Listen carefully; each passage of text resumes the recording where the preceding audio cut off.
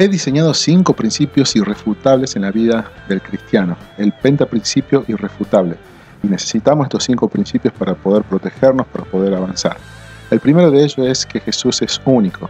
Jesús es el único mediador entre Dios y los hombres. No hay otro nombre, no hay otro hombre, ¿sí? Eso dice en 1 Timoteo 2:5. Hay un solo Dios y un solo mediador entre Dios y los hombres, Jesucristo, hombre.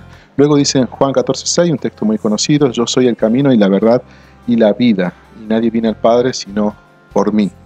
¿Qué significa esto? Él no está diciendo yo soy un camino, una verdad, una vida, está diciendo yo soy el camino, o sea, está mostrándose como absoluto, como el único camino. Nadie puede llegar al Padre si no es a través de Él. ¿Sí? Entonces, juntamos estos dos textos y entendemos que no hay otro.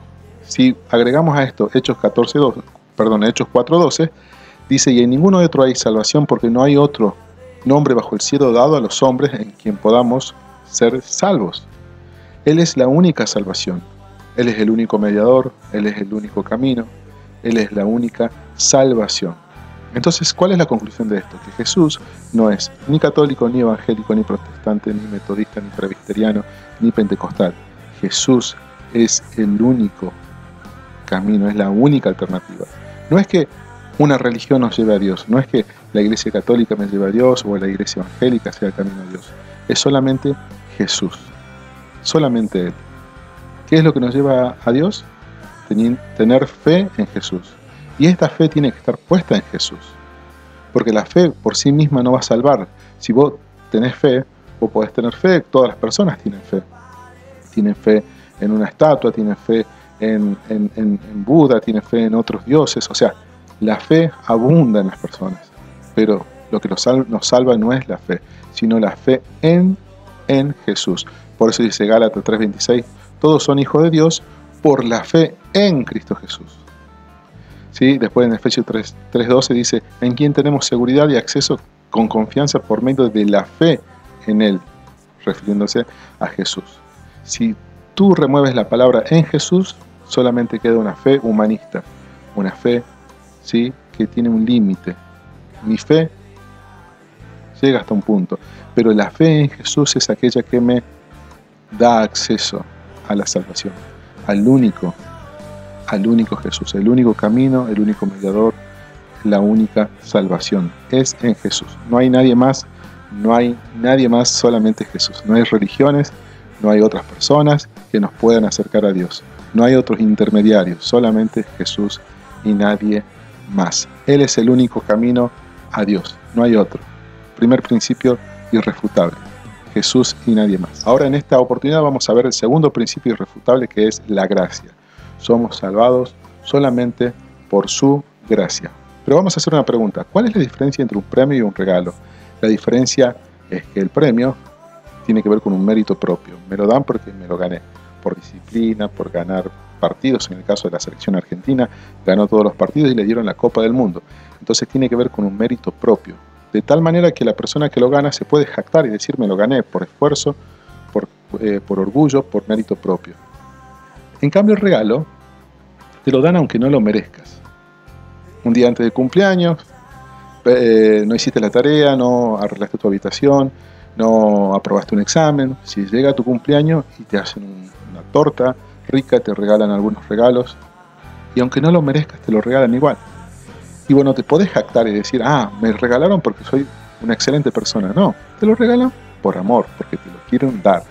Bueno, aplicado esto a la vida cristiana es exactamente lo mismo. Mirá lo que dice en Efesios capítulo 2, versículo 8 y 9, dice que somos salvos por gracia, por medio de la fe. Y esto no es de ustedes, porque es un don de Dios, no por obras, para que nadie se gloríe. 3 cosas a tener en cuenta. En primer lugar, dice que somos salvos por gracia, o sea, inmerecidamente. No lo merecemos, pero nos lo dan igual. En segundo lugar, dice que no es por nosotros, no es de nosotros, sino es un don o un regalo de Dios. ¿Qué significa esto? Que no tiene nada que ver con nosotros mismos. Viene de otro lado, viene como un regalo de Él. Y en tercer lugar dice, no por obras, no por buenas acciones, ¿sí?, para que nadie se termine jactando, no por mérito propio. ¿Qué significa esto?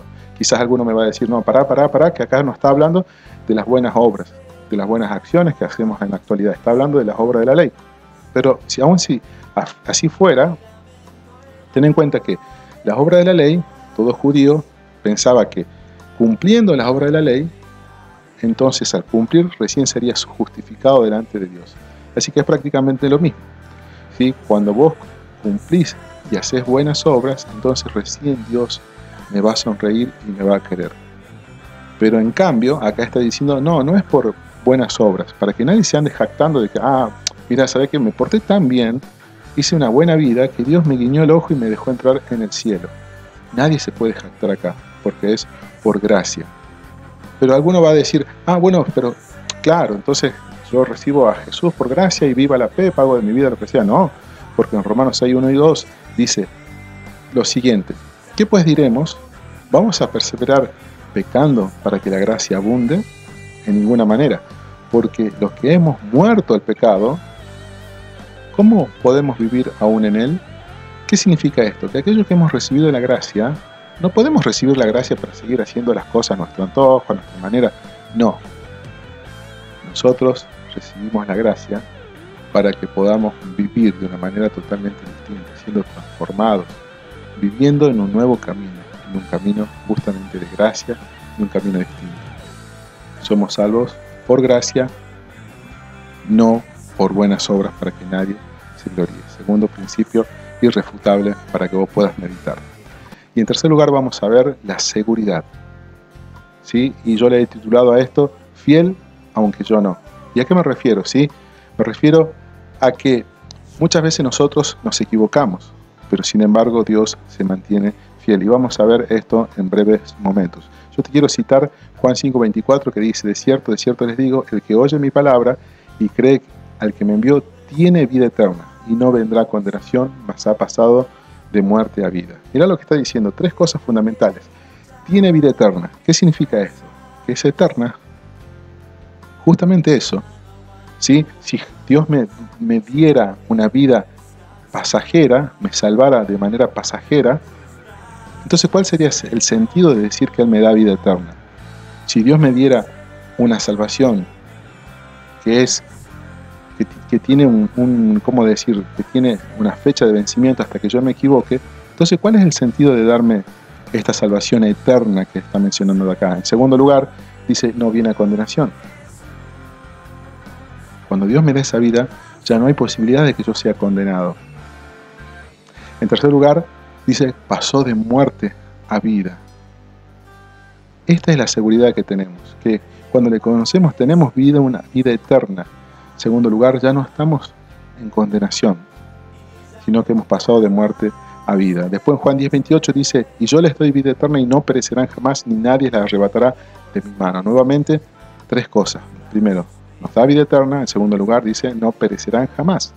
Está diciendo lo mismo. ¿Cuál es el sentido de decir, yo te doy vida eterna y no perecerás jamás, pero si pecas, se te acabó la vida eterna, la perdiste?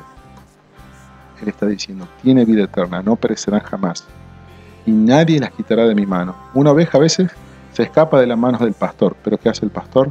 Deja las 99 y la va a buscar, la recupera. Aunque seamos desviados, Él nos irá a buscar, ¿sí? Entonces, hasta acá vamos entendiendo que la seguridad está solamente en su palabra, en que Él nos prometió, que nos da una vida eterna, que no pereceremos, que nadie nos quitará de la mano del Padre, ¿sí? Bueno, vamos a ir también a 2 Timoteo, dice 2:13, dice que si le fuéramos infieles, Él permanece fiel. Él no puede negarse a sí mismo. Vuelvo a leer. Si fuéramos infieles, Él permanece fiel. Él no puede negarse a sí mismo. ¿Qué está significando acá esto? Que muchas veces somos infieles, caemos en pecado, nos desviamos, pecamos, pero no es lo mismo vivir en un pecado que caer en el pecado. El que vive en el pecado quizás nunca le conoció, porque vive en el pecado, pero el que cae, ¿sí?, puede tener la seguridad que aunque haya caído, haya sido infiel, Él permanece fiel. Después en 1 Juan 1:9 dice, si confesamos nuestros pecados, Él es fiel y justo para perdonarnos y limpiarnos de toda maldad. Él nos perdona nuestros pecados. pero dice, Él es fiel y justo. No es que si yo voy y confieso, Él será fiel y justo. No, Él es fiel y justo.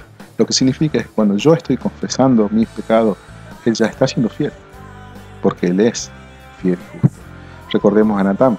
Cuando Natán le va a decir a David cuál había sido su pecado, ilustrando esa historia de las ovejas, del hombre que tenía una sola oveja y le habían robado, entonces él se da cuenta de su error y dice, ay, he pecado contra el Señor. Pero ¿qué le dice Natán? Dios ya te ha perdonado. Dios ya te ha perdonado.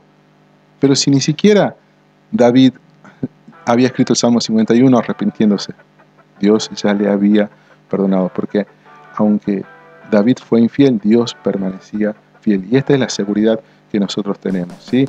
Que Jesús es fiel, aunque yo no lo sea.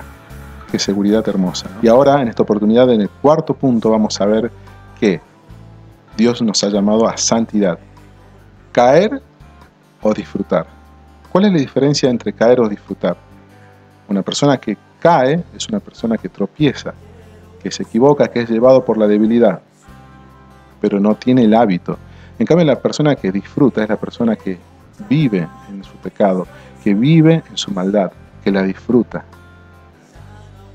Entonces hay una gran diferencia a esto. Sin embargo, Dios nos llama a nosotros, dice en 1 Tesalonicenses 4:7, pues no nos ha llamado Dios a la inmundicia, sino a la santificación.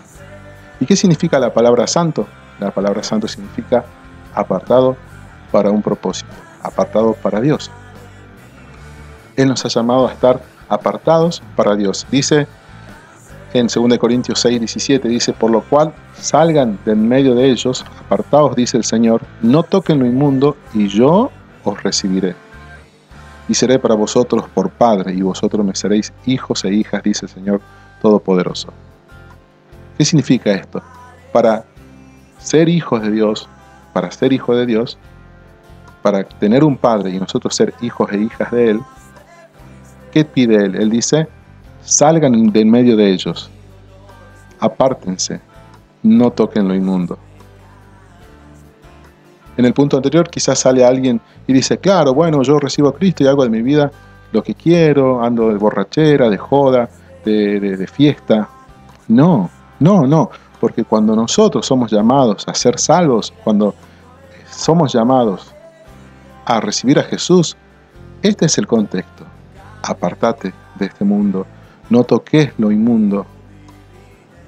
Entonces yo seré tu padre y vos serás mi hijo. Dios nos llama a una vida de santidad, a una vida distinta. Si no nos apartamos de lo inmundo, entonces es una relación trunca entre Dios y nosotros. No podemos estar en esa comunión, no podemos estar unidos a Él. 1 Pedro 1:15 dice, sino como aquel que os llamó es santo, también sean santos en toda vuestra manera de vivir, porque escrito está, sean santos porque yo soy santo. ¿Qué significa esto? Que nosotros tenemos que ser santos. ¿Por qué? Porque Él es santo. No podemos vivir en una vida enchastrada, contaminada, acostumbrada al pecado. ¿Sí?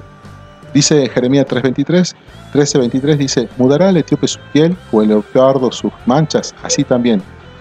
¿Podréis ustedes hacer el bien estando acostumbrados a hacer el mal? ¿Qué significa esto?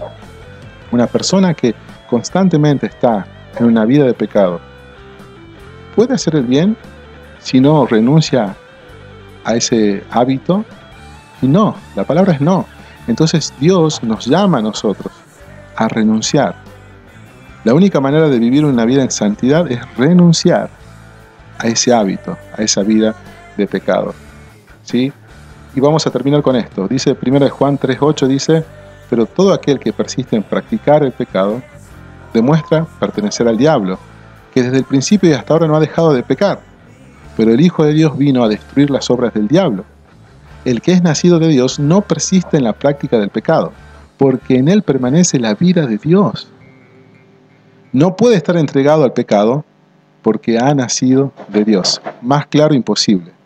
Más claro imposible. Una persona que recibe a Jesús tiene la vida de Dios dentro de sí y no puede estar entregado al pecado, porque la vida de Dios permanece en él. ¿Sí? Y con esto terminamos. Dije que iba a ser el último, pero acá hay uno más que es buenísimo. Dice que todo aquel que dice estar en Cristo debe andar como Él anduvo. La persona que dice conocer a Jesús, que dice amarle a Él, debe andar como Él anduvo. Entonces, en este punto, el cuarto principio irrefutable es la santidad. O disfrutar de ese hábito o puedo caer.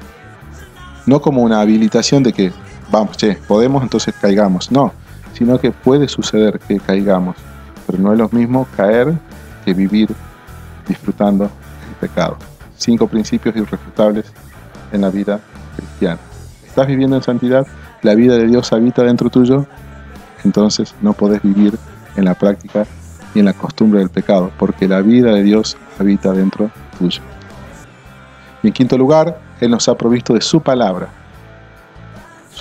para que nosotros podamos discernirla, entenderla, interpretarla, y que nosotros podamos distinguirla de nuestros pensamientos. Sus pensamientos son diferentes a los nuestros. Sus pensamientos son totalmente distintos. Nosotros no podemos decir, bueno, yo hago las cosas a mi manera, total, nadie me va a convencer de lo que yo tengo que hacer, nadie me va a decir lo que tengo que hacer. Yo pienso de esta manera y nadie me va a cambiar mi manera de pensar. Pero Él nos da su palabra. ¿Es su palabra o la mía? Su palabra ha sido provista. ¿Para qué? 2 Timoteo 3:16 dice que toda escritura es inspirada por Dios y útil para enseñar, para redarguir, para corregir, para instruir en justicia, para que nosotros podamos ver qué es lo que estamos haciendo mal, en dónde nos hemos desviado para volver al camino. ¿Sí? 2 de Pedro 1:21 dice, porque nunca la profecía fue traída por voluntad humana, sino que los santos hombres de Dios hablaron siendo inspirados por el Espíritu Santo. ¿Qué significa esto? De que la palabra de Dios es inspirada por Él para que nosotros podamos recibirla y que eso nos pueda guiar. ¿Para qué sirve la Biblia? ¿Para qué sirve la Biblia? ¿Para qué sirve este libro? Dice Salmo 119:9, dice, ¿con qué limpiará el joven su camino? Con guardar tu palabra. Y esto nos hace pensar de que nosotros necesitamos tener la palabra de Dios con nosotros. O es su palabra, o es nuestra palabra, o es la manera de pensar de Él, o la nuestra.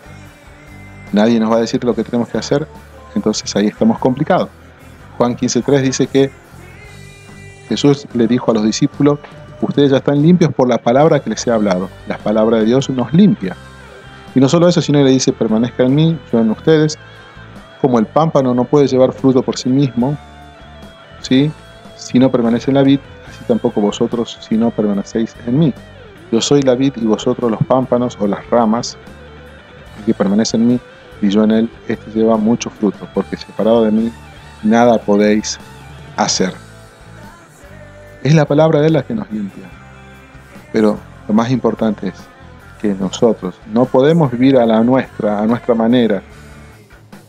Bueno, yo hago lo que quiero, hago mi vida, nadie me va a decir lo que tengo que hacer. No podemos vivir así, porque si no estamos conectados con Él, nada podemos hacer. Nada. No vamos a poder hacer nada. ¿Cómo puedo yo perdonar a alguien si no experimenté el perdón de Él en mi vida? ¿Cómo puedo yo saber lo que es el perdón si no he experimentado el perdón con Él en mi vida? Entonces, conectado con Él, yo puedo saber lo que es ser perdonado, y entonces puedo saber lo que es perdonar, y puedo evitar el rencor en mi vida. Entonces, algunos piensan que pueden vivir siendo cristianos a la manera propia, y dice, bueno, yo vivo a mi manera, yo hago lo que quiero. Pero Jesús dice, el que tiene mis mandamientos y los guarda, ese es el que me ama, y el que me ama será amado por mi Padre, y yo le amaré, y me manifestaré a Él. No solo eso, sino también dice, el que me ama, mi palabra guardará, y mi Padre le amará, y vendremos a Él y haremos morada con Él. El que no me ama, no guardará mis palabras. Y la palabra que habéis oído no es mía, sino del Padre que me envió. ¿Qué está diciendo? Si vos amás a Jesús, si vos decís que amás a Él, vos tenés que permitir que su palabra sea la que guíe tu vida, la que transforme tu vida. Que su manera de pensar modifique tu conducta, que su manera de pensar modifique tus emociones. Que sea su palabra la que vaya poniendo en lugar cada cosa en mi vida. que vaya poniendo todas las cosas en su lugar, que sea su palabra y no la mía. 1 Juan 2:4 dice, el que dice yo le conozco y no guarda sus mandamientos, el tal es mentiroso y la verdad no está en él. Pero el que guarda su palabra, en este verdaderamente el amor de Dios se ha perfeccionado. Por esto sabemos que estamos en él. El que dice que permanece en él debe andar como él anduvo. Esto es irrefutable. Si yo digo que amo a Jesús, tengo que guardar su palabra. Y si yo digo que permanezco en Jesús, pero no vivo como él, entonces soy un mentiroso. El que dice que permanece en él debe andar como él anduvo. ¿Estás viviendo su palabra o estás viviendo tu palabra? ¿Estás viviendo su manera de pensar o estás viviendo tu manera de pensar? ¿Estás viviendo lo que él quiere o estás viviendo lo que tú quieres? ¿Es su palabra o la mía? Ya hemos visto las 5, vamos a repasar. En primer lugar hemos visto que Jesús es el único camino, la única salvación, la única vida, el único mediador. Esto es irrefutable. Él es antes de cualquier religión. Él es antes de cualquier grupo religioso. Él es el único. En segundo lugar es que somos salvos solamente por gracia. La gracia es la que nos da la salvación. Esto no es un mérito propio, es un regalo de Él. No nos podemos jactar en nada porque es un regalo de Él. En tercer lugar, vimos que tenemos la seguridad de que si llegamos a caer, a tropezar en el pecado, Él no nos quita la salvación, porque Él nos dio una vida que es eterna, que no pereceremos jamás y nadie nos puede arrebatar de su mano. Y si pecamos, Él es fiel y justo para perdonarnos nuestros pecados y limpiarnos de toda maldad. Nosotros podemos acercarnos a Él confiadamente y confesar, y Él ya nos ha perdonado. En cuarto lugar, vimos acerca de la santidad, porque alguien puede decir, claro, bueno, yo recibo a Jesús y Él no me quita la salvación, entonces yo hago de mi vida lo que quiero, ando en el pecado y todo. No, porque Él nos ha llamado a santidad. De hecho, que hemos leído un versículo que Dios dice, yo seré tu padre y vos serás mi hijo e hija, si se apartan del mundo, no toquen lo inmundo, huyan de él, entonces yo seré tu padre y vos serás mi hijo e hija. ¿Qué significa esto? Que cuando somos llamados a ser salvos, no es solamente, che, a ver, ¿quién quiere recibir a Cristo? Levante su mano. Bueno, ya está, sos cristiano. No. El contexto es que cuando somos llamados a ser salvos, a ser cristianos, Dios nos pide renunciar a la antigua vida, renunciar a esa vida de inmundicia, de pecado, de costumbres, de disfrutes que mal nos hacen, que estábamos adictos, esclavos, renunciar y entregarnos a una vida nueva. Y no es que vos tenés que después cumplir para ser aceptado, sino que Él te va a transformar, porque la vida de Dios vive dentro tuyo. Y en último lugar, vimos que es su palabra o la mía, su manera de pensar o mi manera de pensar, sus mandamientos o mi mandamiento. ¿Estás viviendo conforme a tu manera de pensar, a tus principios o a sus principios? El que dice que ama a Jesús debe andar como Él anduvo, debe obedecer sus mandamientos. El que dice que permanece en Él debe andar como Él anduvo. 5 principios irrefutables: único, gracia, seguridad, santidad y su palabra. Eso nos ayuda a nosotros a sentirnos protegidos. 5 principios irrefutables.